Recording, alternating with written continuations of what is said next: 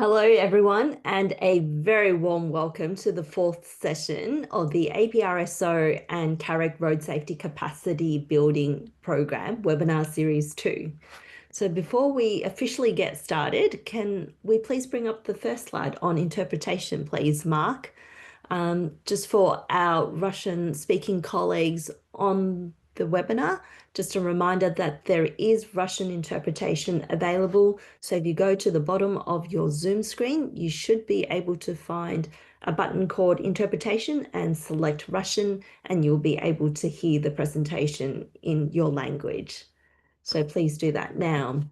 Fantastic. A very good morning, good afternoon, good evening to all of those that have joined us again for this very lovely webinar session on the Road Safety Capacity Building Program that has been brought to you by the Asia Pacific Road Safety Observatory, the APRSO, and the Central Asia Regional Economic Cooperation CAREC program and the Asian Development Bank. So just acknowledging that the grant funding that is supporting this webinar series was received from the Japan Fund for Prosperous and Resilient Asia and the Pacific, financed by the government of Japan through the Asian Development Bank. For those of you that are joining us for the very first time, my name is Jessica Trung from Lesninger, an organization that specializes in Vision Zero planning. So this webinar series 2 is focusing on safe and sustainable transport. And we are currently in the fourth session of our webinar series. So we move to the next slide, please, Mark. And in this fourth session, you can see we've got a great lineup of speakers here today to talk to you about urban resilience and transportation. We're very pleased that we have Deliani joining us from ITTP and also Lara and Rebecca joining us from ADB to share their experience with us on best practices in urban planning and also some case studies to sort of bring the topic to life. So for you to actually get an understanding of how that looks like in practice. So as per other webinar series, you'll be able to hear from each of these speakers before we actually go into a Q&A session at the end of the series. So please do get your questions ready. We'll love to hear from you. So we move to the next slide. As we mentioned, this is the fourth session of a series of 5 sessions. So in 2 weeks' time, we'll be holding the very last session of this webinar series on the topic of the co-benefits of speed reduction for livable cities. So it's bound to be another great session. So we really encourage everyone to join us for this very final session in 2 weeks' time as well. And we can move to the next slide, please, Mark. And I also want to let you know that if you're not already aware that there is an APRSO road safety conference that will be taking place between the 9th and 11th of September in Manila. And this will be a great opportunity for you to meet other colleagues in the region in person and learn from experts on a range of road safety topics.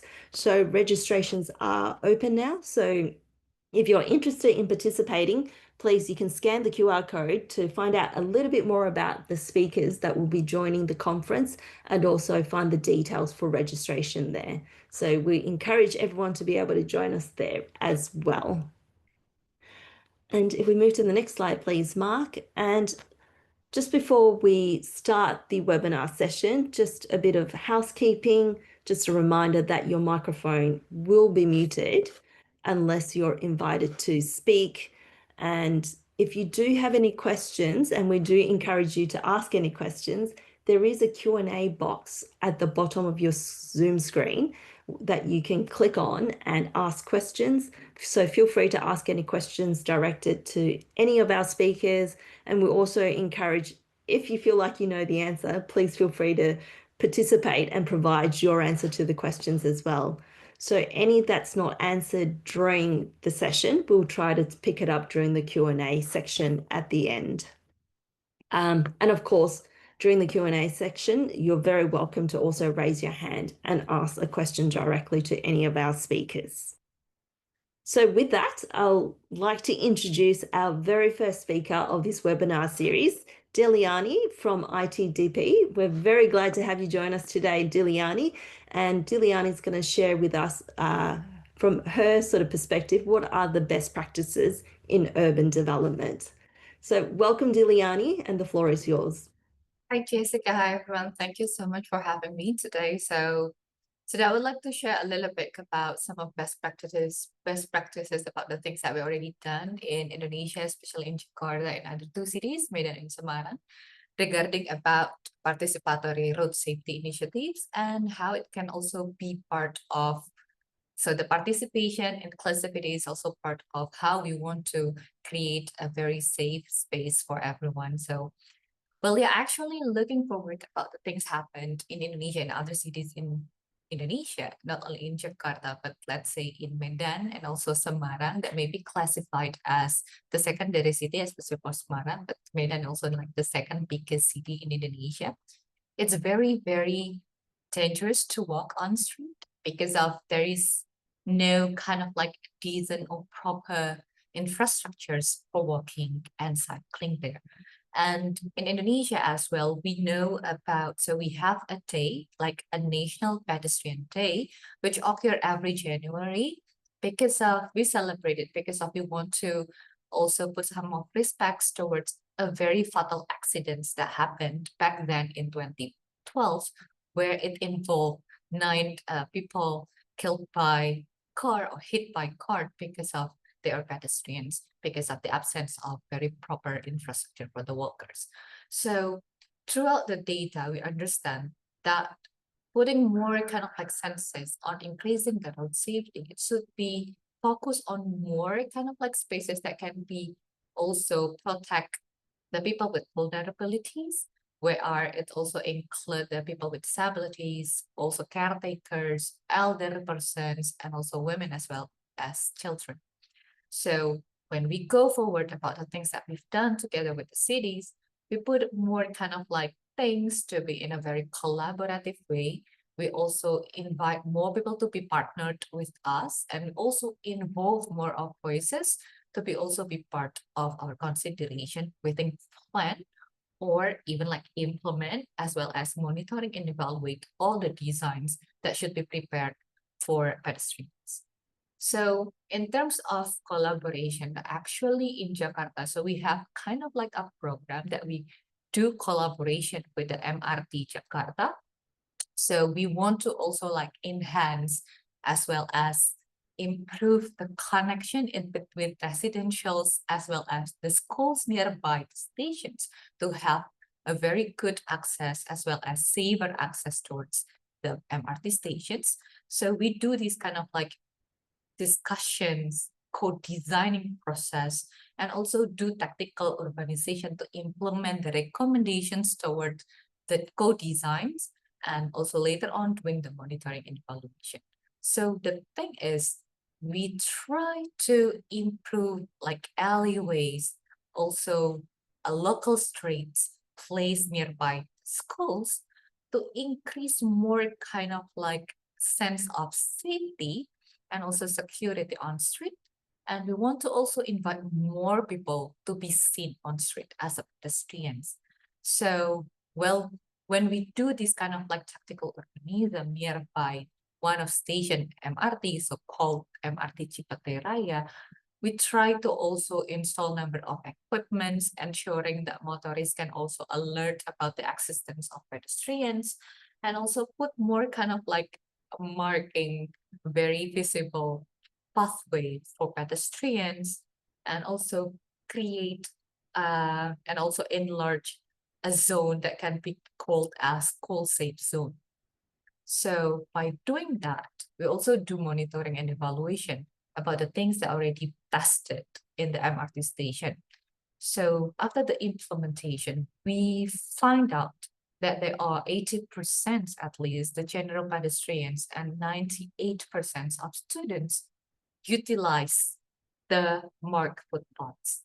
And these kind of like throughout the interview during the implementations, we can get more kind of like also perception improve because they also think that now the area of schools can connect well with the MRT stations, and also improve their safety perceptions towards the facilities provided by the city. So we also do a similar tactical urbanism in other areas, in other MRT stations called MRT Hajinawi. And it's about the clarity on navigating the street.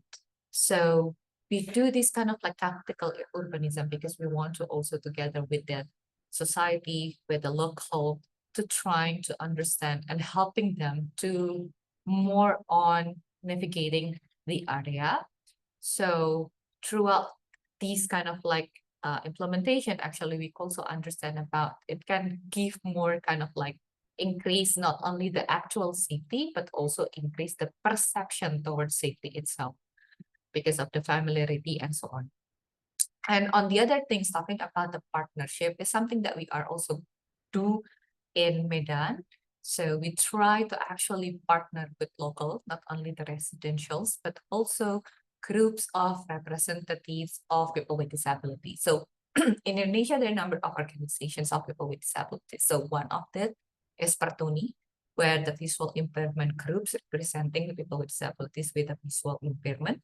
And then the Gerkatin is like also an organization representing people with disabilities who have hearing impairment. So with these kind of like partnership, we collaborate, we partner with them to not only revise and review the drawings given by the city officials where they want to plan or develop or improve the infrastructures, but also we do the audits. So we usually do this kind of like audits and give back the results and findings, evaluations, and the notes to the city officials as they can go with this list of notes to confirm about their ability on improve or renew the installed facilities.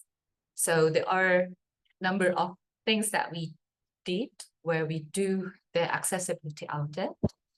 So in terms of larger community, we also do or conduct in a consensus. So we usually in cities, so not only in Medan, in Semarang, in Jakarta, in Bandung, in most of cities that we work with, we usually also connect and also agree on building a consensus where there are a number of points that should be fulfilled by the city officials to ensure about their participation that may result on their safety on the street. So Delia, this is, yep. can I just ask you to speak a little bit slower for Oh, our okay. participants? I'm so sorry for that. No Yeah. worries.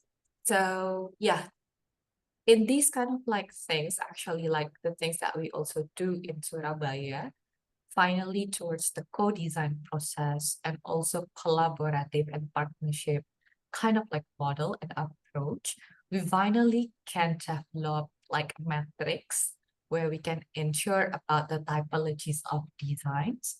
And it can also lead to another kind of like involvement where all these kind of like best practices can lead to a new launch of the regulations and policies. So for example, regarding the inclusivity and road design safety, actually we work together with the Ministry of Public Works, where finally throughout the years, like we started on 2021, so 2021, and then finally in 2023, in collaboration with UN Women Indonesia and also GAUN, one of the organization of people with disabilities here, which concern on accessibility, as well as the Ministry of Public Works.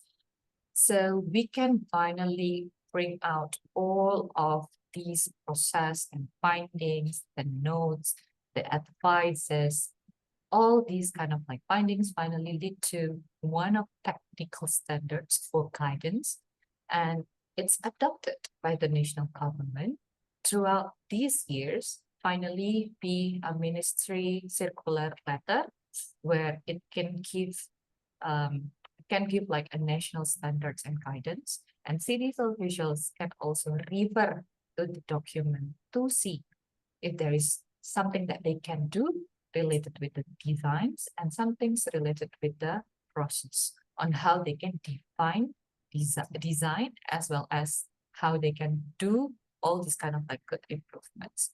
And this is all of the things that we can do, not only the FTD, but we do also MSD and other kind of like improvement. So these are a number of examples, the things that already adopted in the regulation and also be put and also can be referred as a national guidance, where the inclusive components towards pedestrian infrastructures can also increase the safety in a street. So all these kind of like things we ensure, because it's not only talking about the final result, not only talking about the design, but once again, to be in this stage, not only design, not only policies, but all the important things is also started with involve and also invite more kind of like people, a lot of people to jump in the process itself. So I think that's all from me, which I wish that it helps also. Thank you. Thank you so much for that presentation, Diliani. So you're absolutely right in what you sort of said in your presentation. If people don't feel safe, they're not going to use the roads. They're not going to cycle. They're not going to be participating on the streets as pedestrians. So as we plan our road network, as we plan our cities, it's so important to take into consideration that safety aspect. Thank you so much for sharing that presentation with us, Diliani. And off the back of that presentation then, Mark, if we can please bring up the very first poll question, I would like to sort of understand from our participants' perspective. So is road safety a consideration as a part of your urban planning in your jurisdiction? So when you're building and planning your city, do you consider road safety and the safety of the users on the road? If you can please answer that question, and we'll come back with the answer a little bit later in our webinar.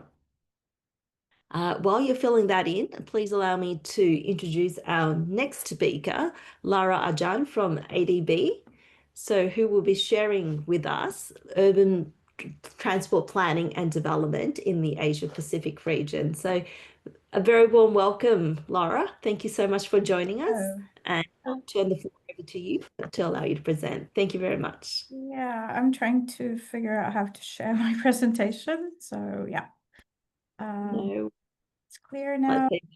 Yeah. So my name is Lara Arjan. I'm Senior Urban Development Specialist, and I work for the Asian Development Bank. I work for the Water and Urban Development Sector Group. And I'm quite happy with Diliani's presentation because she kind of started it off where it very complementary to mine, because she talked more about the urban design features, which are very, very important. So we first started with what's the definition of the safe and sustainable transport. Sorry, Lara. I'm sorry. Do you want to put your presentation in presentation mode? Oh, yes. Sorry, I knew I was missing something. Sorry. No worries. And just a reminder to slowly. Thank you. Slower. Yes. Okay. So safe and sustainable transport meets the mobility needs of all users while minimizing the negative impacts on the environment, society, and public health. It ensures safety, accessibility, and environmental protection. Having this definition in mind, as urban planners, the question is, how do we make it happen? And we make it happen when we work at 4 different levels. One level would be the urban planning, which is the foundation for sustainable and safe transport systems, and it ensures cities grow in ways that minimize the need for long distance travel. The shorter the distance of the travel, the safer. It integrated transport modes and encourages non-motorized transit options. But we also look at another level, which is land use planning. And that decides how land is allocated, and it determines where homes, businesses, public spaces are located in relation to transport infrastructure. And it directly influences how people move through the city. The third level is urban design, that was extensively talked about by Diliani, and it focuses on street hierarchies, public space, and safety features, where the system designs is where we integrate all in order to create an integrated network of transport options that are efficient, safe, and sustainable. So when we talk about the role of urban planning in transport, it shapes how cities grow and function. It's mixed-use neighborhoods where people can live close to work and services. It reduces travel distances, encourages walking, cycling, and public transport use. The other part of it is the land use planning. And the land use planning encourages compact and mixed-use developments that allow people to live close where they work, shop, and access services. This promotes walking, cycling, which are not only environmentally friendly, but they are safer and healthier. One translation of this is transport-oriented design, which kind of puts together all the uses and densifies people living around transport hubs. And this is how the sort of urban design and the urban planning and the land use planning all comes together. So making people live near transport hubs mean that they need to go, they're more dense, the transport is more efficient, but at the same time, they commute less time, which creates opportunities and also reduces the safety hazards when people are commuting. And it encourages them to take public transit. There are other things that we know about, other techniques that we hear about all the time. You have the 15-minute city, complete street policy, mobility as a service, urban growth boundaries, transportation demand management, smart city technologies, public space and urban design, policy and institution coordination, which are all things that we need to do as well.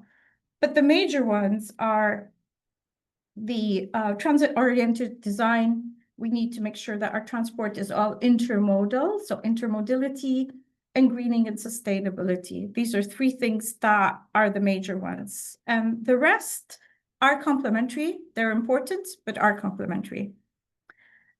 For the streets, I'm going to skip because I think Delaney mentioned everything. And right now I'm going to ask Mark, sorry. I'm going back. I'm going to ask Mark to show a film, and it will show you where everything comes together.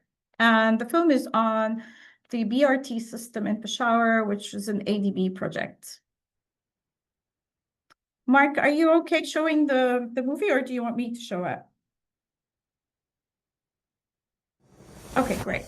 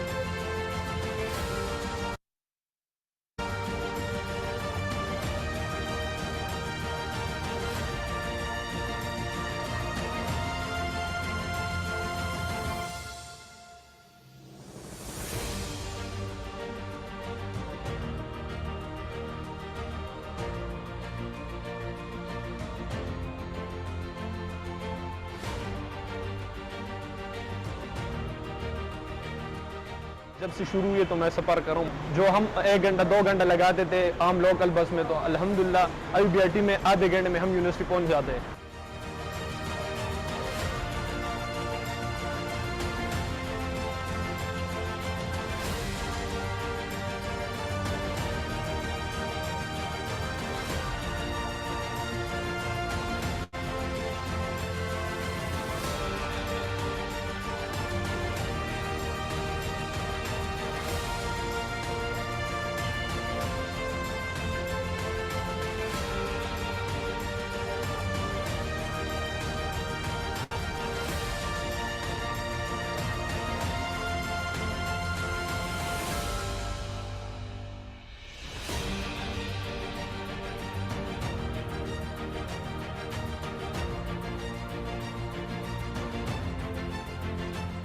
हमें transport के हवाले से बहुत ज़्यादा मसाइल थे और हमारी कम्युनिटी को जब भी वो सफ़र करते थे किसी भी गाड़ी में तो पहले उनको बिठाया नहीं जाता था और जब बैठ जाते थे तो ड्राइवर्स की तरफ से और लोगों की तरफ से बहुत ज़्यादा हरासमेंट का सामना करना पड़ता था। लेकिन BRT में जब से हमारे लिए 2 स्पेशल सीट्स मुख्तस की गई हैं तो हमारे ख्वाजा सराओं को बहुत ज़्यादा फ़ायदा हुआ है और हम अब पुरवकार तरीके से बाइज़्ज़त तरीके से और कम पैसों में सफ़र कर सकते हैं। यूनिवर्सली हम देखते हैं कि ट्रांसपोर्टेशन एक्सेसिबिलिटी और पर्सन विद डिसेबिलिटीज़ के लिए एक बहुत बड़ा इशू रहा है। BRT में हमें बहुत सी फैसिलिटीज़ दी गई है। अफराद बाहम माजूरी के लिए एक अलग व्हीलचेयर के लिए पार्किंग के लिए जगह मुहैया की गई है।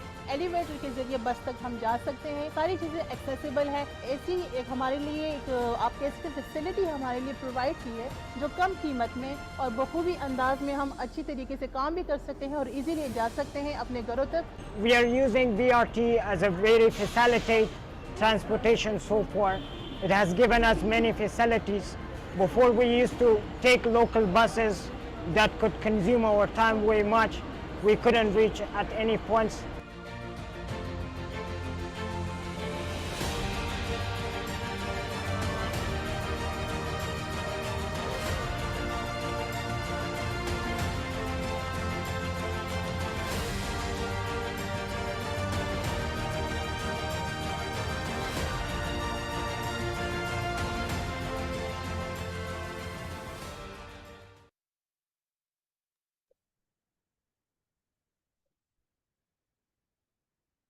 Thank you so much for sharing that video and your presentation, Lara. Were there any final words that you wanted to say before we wrap up this presentation?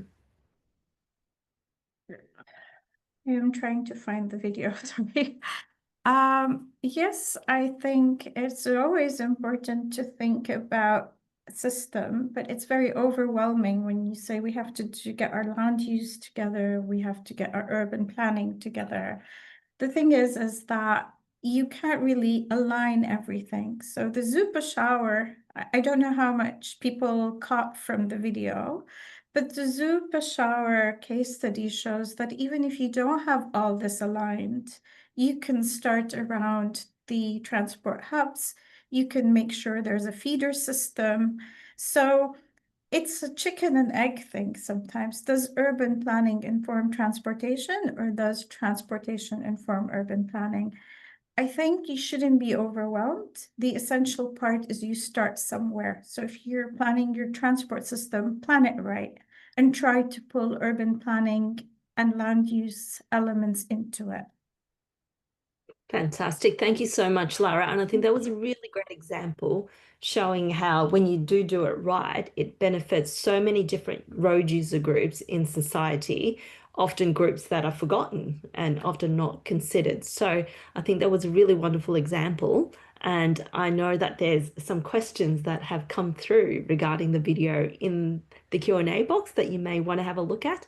And we will also hopefully have time to pick up on that in the Q&A section as And I well. will also send a link. Some people said it was laggy, so people can watch it on That would their be time great. later on. Thank you. Thank you so much, Lara, and thank you for your time. Thanks. Excellent. Fantastic. Off the back of that wonderful presentation then, Mark, can I please ask you to bring up the results of the poll number 1 that we asked our participants earlier? We just saw, the multitude of benefits when road safety is integrated as a part of urban planning, and when done well, there's a lot of safety benefits, not just for road safety, but outside of road safety as well. If we can do it well, it's got lots of benefits for many in the society. And it's pleasing to see that actually road safety is a big consideration as a part of urban planning in your jurisdiction for most of the people that are actually on this webinar. So that's very pleasing to hear. If you want to share any of your experiences around how that's integrated in your jurisdiction, please do try to share your examples in the Q&A box as well. Thank you. Excellent. Great. And now I would like to introduce our third speaker for this webinar series, Rebecca Stapleton from ADB, who will also share another case study with us looking at gender and safety in the GER areas. Welcome back and thank you for your time. The floor is yours. Thank you. Just sharing my screen now. You should all be able to That looks great. Cool. Thank you. Okay, so good afternoon, everyone. And as Jess mentioned, my name's Beck Stapleton. I'm a senior transport specialist here at ADB in our smart mobility team. And today I'm going to talk about a project that was implemented in the GARE areas of Mongolia from 2019 to 2024, titled Improving Transport Services in GARE Areas. This project took a human-centered design approach, and my presentation will very much be closely aligned with both Lara and Deliani's presentations. So for those who are not familiar, the GARE areas of Ulaanbaatar are vast, unplanned, peri-urban areas which extend around Ulaanbaatar city centre. They're estimated to be home to 60% of Ulaanbaatar's population, and they're characterized by low density, low and medium income households. Many of these plots cannot be reached by municipal services. Most roads are unpaved, and the infrastructure can be poor or sometimes non-existent. Sometimes where there are paved roads in the GARE districts, road safety elements such as signs, signals, speed bumps, pedestrian crossings, and footpaths are missing. And this can result in unsafe or difficult journeys for the residents of these areas. It severely limits access to public transportation and mobility of the residents in these areas, which further exacerbates poverty and inequality. When we began designing the Improving Transport Services in GARE Areas project, it was merely that. It was a title. And we sought to understand, what does improving transport services really mean? What does it mean to the government? And what does it mean to the residents of the GARE areas? Who are the transport users in the GARE areas, and what challenges do they face? We did this through undertaking a needs assessment, including focus groups, including ethnographic research. The focus groups captured the needs of the elderly, different gender groups, and persons with disabilities. We tried to understand their biggest concerns and the things they believe needed to be improved in order to improve their mobility from the GARE areas into Ulaanbaatar city. We then also developed, in addition to this community stakeholder engagement information, a series of maps using data from the GARE areas and overlaying things like road crashes, where the persons with disabilities are living and trying to access services, crime hotspots, and more. We also conducted an IRAP assessment of the corridor to understand the key areas where infrastructure needed to be improved. And then we conducted a large stakeholder workshop with government to present these needs assessment findings from the community and to co-develop and design the concept of the project with those government stakeholders and bring that buy-in to the project without influence of political agenda. The needs assessment highlighted that in order to improve the mobility of residents, we needed to improve safe access to the public transport services. The issues that were to be addressed ranged from the unsafe and polluting buses themselves to unsafe driver behavior, sexual harassment of young women on public transport and while accessing public transport, the lack of safe spaces around the public transport, both physically but also from a crime prevention perspective, a lack of footpaths or cycleways, issues with children walking home in the dark, the only alternative mode of transport being illegal private taxis, which is actually more like a hitchhiking type service, as well as a lack of information about public transport services and the timetables of those services. So with all of these needs, we developed the concept design, and we also continued to engage with the community actually throughout the project detailed design. A community council was formed to build community buy-in and provide input to critical design decisions throughout the project. Soft elements were also developed, including education, community behavior change campaigns, and road safety enforcement campaigns together with the police. And the project used systems thinking to integrate diverse parts of the safe system and address these issues. So all of that is to say, a community-led approach was taken through a series of system-wide interventions to improve personal safety and sustainable mobility. What did it actually mean in practicality? 17 new bus shelters were built with information boards and loudspeaker announcements. 2 of those are fully enclosed stations, which include gender and children design bathroom facilities. There are now low floor buses that are provided to the corridor, and the bus drivers were given training as well as a new handbook on bus driver operations and service and how to serve passengers with different needs and abilities. The entire project was designed using crime prevention through environmental design principles, which includes the lighting design, the design around stairs and ramps, and CCTV, as well as building community ownership throughout the project. The project also incorporated improvements to road safety infrastructure, particularly traffic calming measures such as speed bumps, pedestrian crossings, and also improving crash barriers. To complement this, education and police enforcement campaigns were also conducted on speed and seatbelt usage in the area.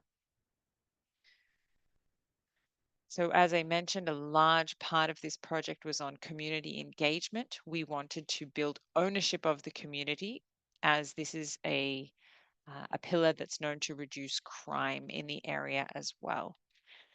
And as I also mentioned, we did those community behavior change campaigns. So that included partnering with local civil society organizations to have campaigns against sexual harassment and discrimination, as well as road safety. So the collaboration for road safety was done with the FIA Foundation and the Eastern Alliance for Safe and Sustainable Transport, EAST, as well as a local NGO called GARE Hub. And that included both working with schools as well as working with the police, and very much complementing the infrastructure improvements. And we can confirm that fatality and serious injury rates in the corridor have reduced. So now just to show some before and after photos of the project. Before, there were very old, non-maintained buses with stairs to get inside and no clear bus stops. Now inside the new buses, there are accessible handles and seats, and they are low floor buses. Before the project, we often saw people with alcohol-related issues at the bus stops. Now we see nice clean bus stops with CCTV, and we've seen much less crime around these areas. This is just to show the before and after of the footpaths, the bus terminus, and again, the footpaths. So I just wrap up by saying that as we pursue efforts to encourage more sustainable mobility and public transport, setting that underlying foundation for safe mobility, both from road safety and also crime prevention, is really critical. And it was something that was in particular, raised by women and children living in these areas, and something that we need to consider. Thank you. Thank you so much for that, Beck, and congratulations on the project. Looks like you've achieved some significant outcomes, not just for road safety, but safety in general, which is what I guess urban planning is all about. It's about integrating all the different areas of needs to ensure that everybody is taken care of. And I might ask now, Lara and Deliani, if I can invite you back to join us for the Q&A session. I can see that the Q&A box is jumping. There's lots and lots of questions coming through, and thank you for those to our speakers who have tried to answer as many of them as possible. So while the speakers are coming back to join us, Mark, can I please ask you to bring up the poll question number 2? You've heard from our speakers today about the importance of actually integrating road safety into urban planning to make sure all road users are actually looked after and catered for in our urban planning. So I want to understand from your perspective, do you think that all road users, all genders, are adequately catered for in your road safety and urban planning in your jurisdiction? If you can kindly fill in that poll, and we'll come back with the results in a few minutes. Excellent. Thank you once again to Deliani, Lara, and Beck for your very interesting presentations. As you can see from the Q&A box, there's been a lot of interest in the projects, the presentations that you've shared. So maybe I'll start with Deliani. Fantastic presentation, sort of touching on the importance of collaboration and making sure that we get the right stakeholders at the table. And I think there's been quite a few questions or comments in the Q&A box that has touched on the importance of collaboration. So I sort of want to understand from your perspective then, Diliana, who do you consider as some of the most important stakeholders that we have to make sure we get to the table to have that constructive discussion on how to integrate road safety and get road safety sort of considered as a part of that broader urban planning?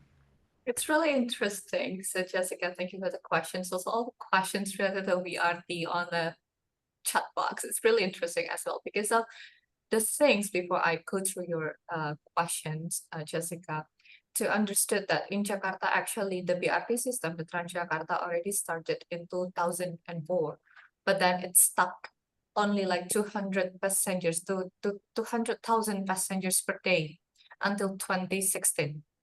But then after the integration towards other multi-modes, as well as the improvement on pedestrians infrastructures, so the number increase started in 2016 till now in 2025, it's already like 1.3 million passengers per day. So all these things, also the part of the things that we try to also assist Transjakarta to increase the number of the ridership is also starting with ensuring that people can access the stations, the services. So by doing that, in 2015, we started to work with women because most of people who live in the area, the residential area, they may utilize the infrastructures for the pedestrians as well as the feeder are female.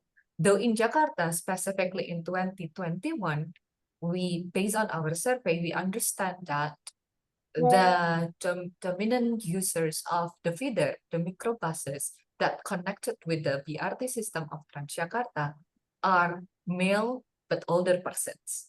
So with working with the vulnerable groups, putting their concerns and easy access for them to the services is something that also can link and also important to measure how successful then the services provided by the city to be utilized well by the residentials.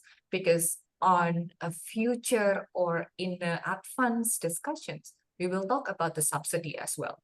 Is it like okay for the city officials give the subsidy for the passengers toward the services if the ridership is low?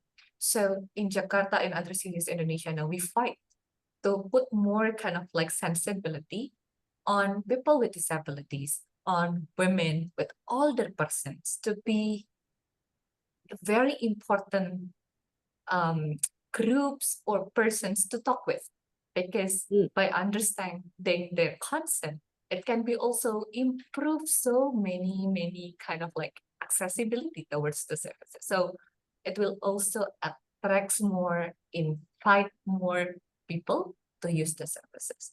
But maybe another kind of like advanced discussions also, not only ensuring the provision of proper or design and safe walking and cycling infrastructures toward or connecting to the BRT system or other public transport system, but also to talk and discuss about on how limiting the usage of the motorized private vehicle as well. Yeah, thank you so much for that answer, Diliani. There are so many facets that we often don't think about when we think about just road safety itself, but there are so many different levers in different areas of sustainable planning, urban planning that we can use to help increase road safety if we think about it. Because like we sort of mentioned earlier, there's no use planning all these walking and cycling pathways if people don't feel safe doing it, whether that is safe in a road safety sense or safe in a security sense where females don't feel safe walking at night. So we do have to make sure we're integrating very well as a part of that broader planning process. Thank you so much for that, Diliani. So I might turn to you, Lara, for a second. As you can see, the example that you provided has generated a lot of conversation in the chat, and I think it was very interesting. And I think, you know, it's a great example of how you can actually, you know, change the road environment quite quickly. I've got a couple of questions, if you could touch on it quickly. I guess did you actually see significant modal shift from, you know, unsafe vehicles into the safer sort of, bus system? And also people are always very interested. Was it a very costly exercise to actually implement?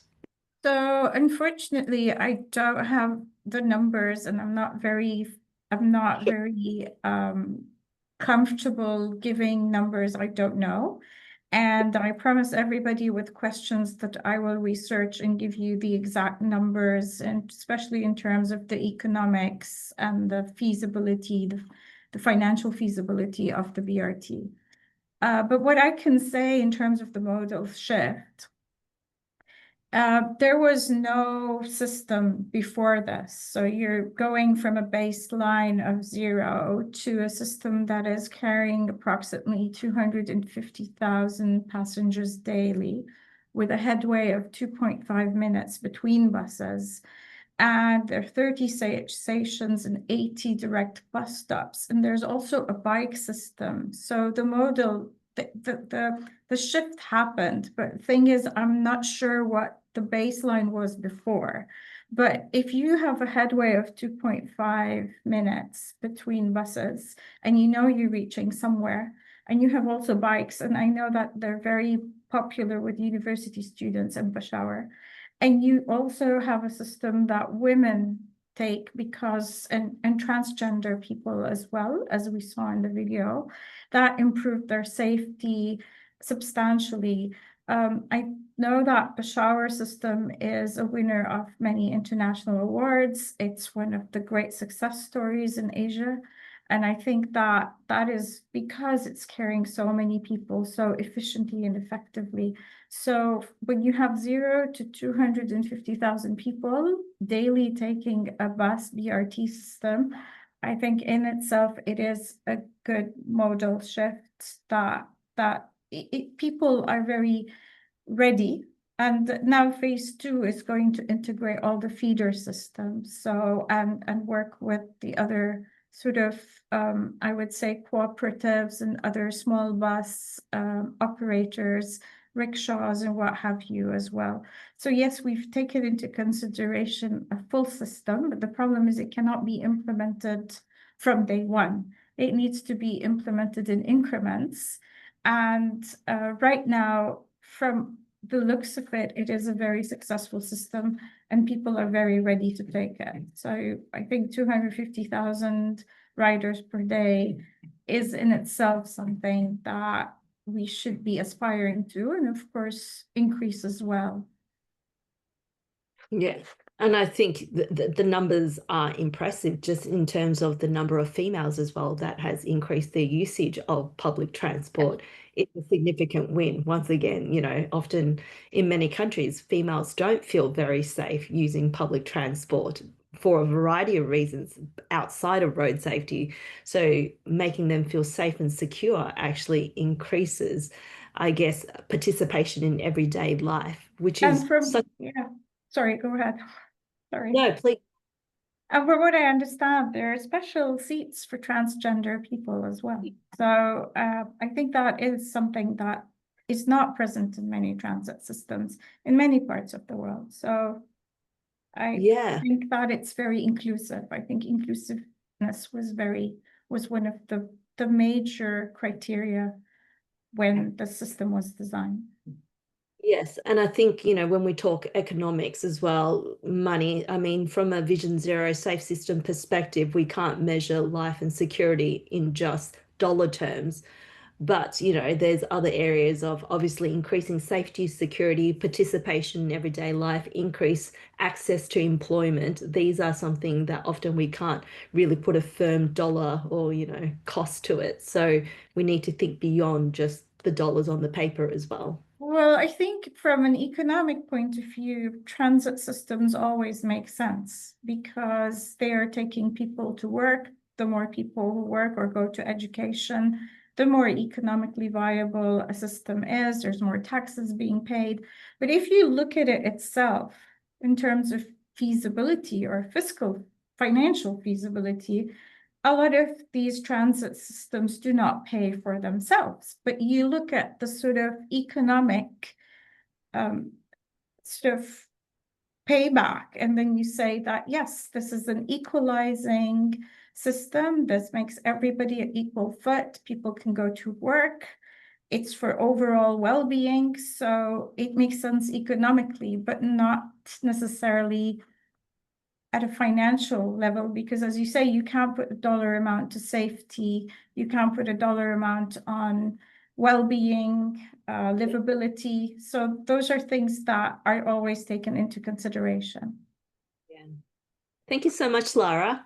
Beck, fantastic presentation and an excellent example of, once again, of taking an area that's relatively scarce in any type of transportation and being able to transform it into one that allows the community to be able to move around as well. And I think one of the aspects and one of the questions that came through in the chat was around older non-maintained buses. In your example, you showed how we can, you know, actually moving from the older buses into the newer, safer buses. What was the strategy to actually phase out some of the older buses? So that actually was not part of the project. I need to be very clear about that. That was something that the Public Transport Department had already decided that they were going to do. And the government had, so actually in Mongolia, there is a maximum age of vehicle law in place. So vehicles beyond 12 years are not supposed to operate on public transport routes. And I say not supposed to because that doesn't mean that they do not. ADB has provided some separate support, or it is about to, for a bus renewal program. But the bus renewal program that was done in parallel with this project was done by the Public Transport Department themselves. What we did to support was not actually around the physical bus, but around training the drivers and developing a bus maintenance handbook to support those new buses that were being built. But we also helped to prepare a new draft service-based contract for the bus operators, because historically in Mongolia, the public transport system was operated on a per passenger basis, and the bus companies, therefore, the incentives were more around, getting more passengers on the routes, which led to some aggressive driving behaviors. So we had discussions with the government about it shifting towards service-based contracting. And what we did do is we developed a complaints and customer feedback database, which is hosted by the Public Transport Department and is directly linked to the bus services, so that they have the information to manage the bus operations. This includes being able to have feedback on the quality of the bus. So is it being maintained by those companies, as well as the quality of the bus service? But yeah, in terms of the actual renewal program, that was done by the government independently.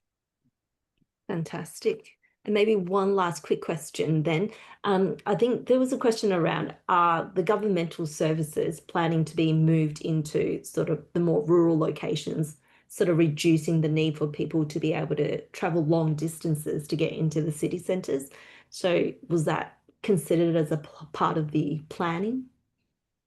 Yep. So also not part of this project, but very much linked. So I responded to this one in the chat. There is another big program called the GARE Area Development Investment Program. It's a large, what ADB calls MFF, what is an MFF? Multi-tranche. Multi-tranche financing facility. So very large program.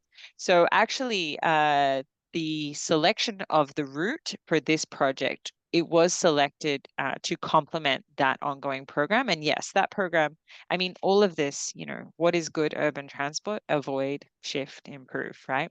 So what we've been talking about today, I suppose, is a little bit of shift in terms of encouraging non-motorized transport and walking, but also improve in terms of improving those services. But the GADIP, GARE Area Development Investment Program, that was being operated in parallel, was very much on that avoid. So how do we develop urban services to avoid the travel in the first place?